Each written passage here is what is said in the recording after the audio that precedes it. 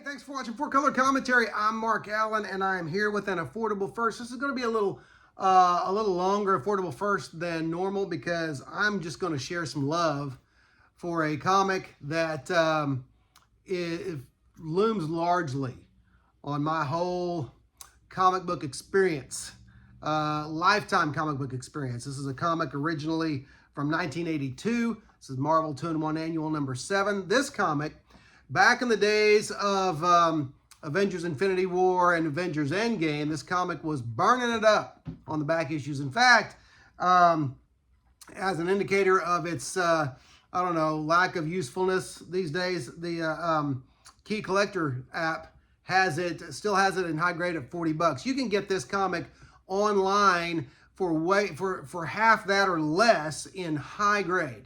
I've seen copies of it go in very fine plus condition on eBay for less than $20.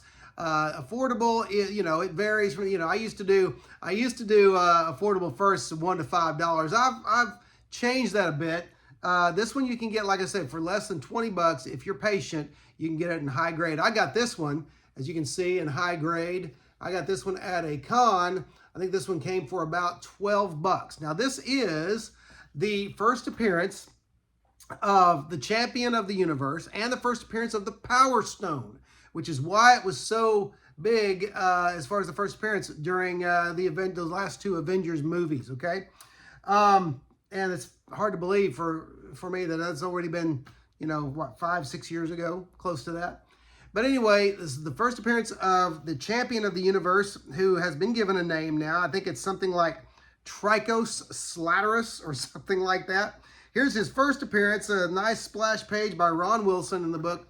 Here he is in this representation right here. That's the classic champion of the universe. I wouldn't have cared if they even gave him a name. They could have just called him champion, But that's what he's called throughout this book. You never hear anything about a name or read anything about a name.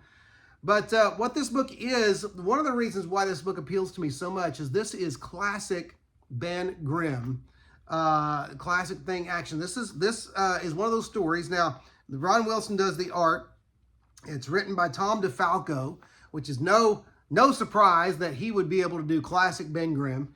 And you have Ben Grimm as basically the champion of the earth, in that I'm not going to give away the story for those who haven't read it, because I recognize now that as an old guy, I could still, if I don't think about it, I could assume, well, everyone's read this. Well, no, because this was published before a lot of current comics fans were even born or even thought of. And so, anyway, I won't give away the story except to say that you have the champion comes to Earth, champion of the universe comes to Earth to look for a champion on Earth, look for someone who can just give him a good fight. And all of these champions you see on the cover, all of these heroes are, whipped away to a training facility and then to a fighting venue where they each have their go with the exception of a couple, and I won't give that away, but each have their go at the champion. It's first appearance of the Power Stone, though it's not really talked about much at all. And first appearance of Trichos Slatterbutter. Yeah, I'm not sure, but the champion. So anyway, this is a great book, and it's classic. It's just like I said, it's classic Ben Grimm, because it's classic I won't give up Ben Grimm.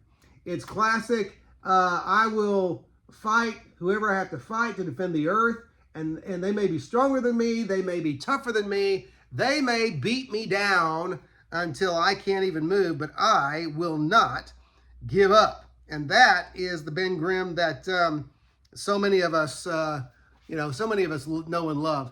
I don't even know if that's the Ben Grimm as he is represented in today's Marvel Comics. I don't know.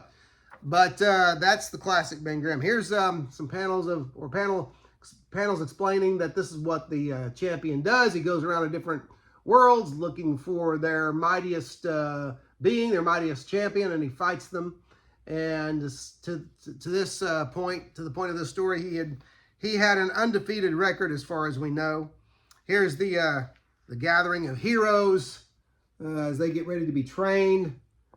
right there on that bottom panel there.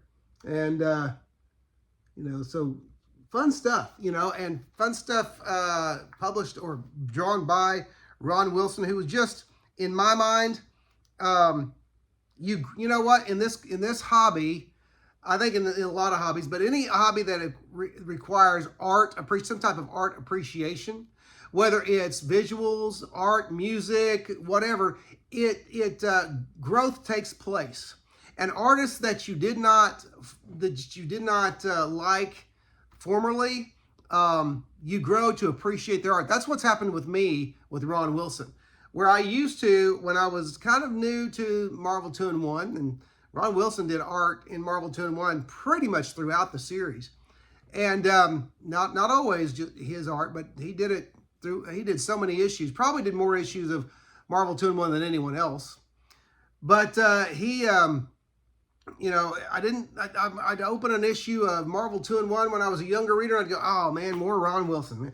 And it's got to a point where I was like, I came to appreciate his art and the way he portrays Ben Grimm, the way artists are so important in the sense, the writers are important, don't get me wrong, but artists do so much. There's a reason why they're called storytellers.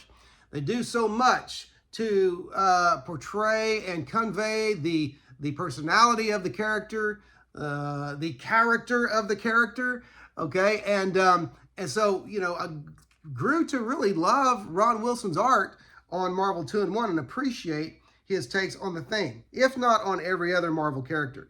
Here's some panels of the Thing training there against a fight bot, you know, and he's dodging and he's weaving and he's hooking there, and so fun stuff there. I got that light in the wrong place, but that's okay.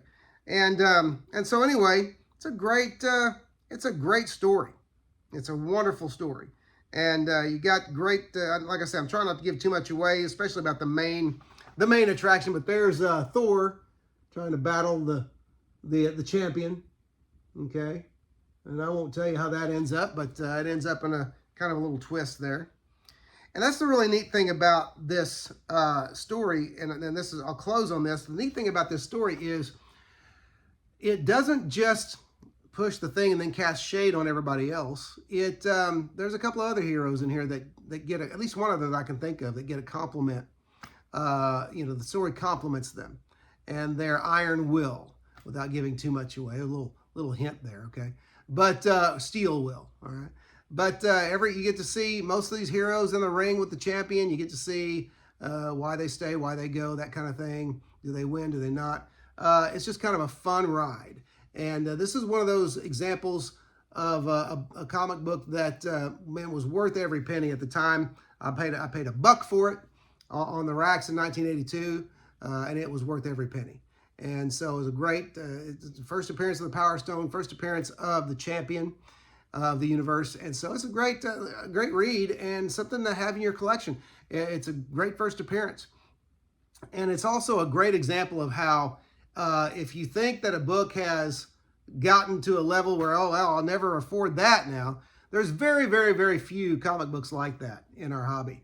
This is a great example that books go up, books come back down. If you're patient and you look, you will land one in your price range. So this is an affordable first. It is Marvel 2-in-1, number 7 from 1982. It is an affordable first.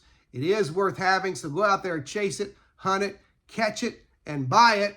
And thanks for watching 4 Color Commentary.